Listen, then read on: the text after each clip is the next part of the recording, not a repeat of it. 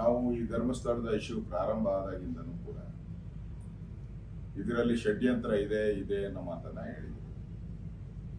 ಆದರೆ ಇಲ್ಲಿ ಸರ್ಕಾರ ಆತುರದ ನಿರ್ಧಾರ ತೆಗೆದುಕೊಂಡು ಆ ಕಂಪ್ಲೇಂಟ್ ಕೊಟ್ಟಂತ ವ್ಯಕ್ತಿಯ ಪೂರ್ವಾಪರ ಚರಿತ್ರೆ ಏನು,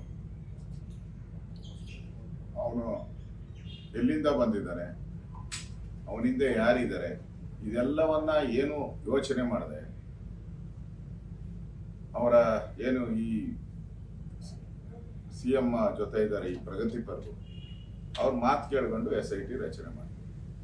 ಈಗ SIT ರಚನೆ ಮಾಡಿದ್ರಿಂದ ಏನ್ ಬಂತು, ಬರೀ ಬುರುಡೆ ಬಂತಷ್ಟೇ. ಬುರುಡೆ ಬಿಟ್ಟು ಇನ್ನೇನು ಬರಲಿಲ್ಲ.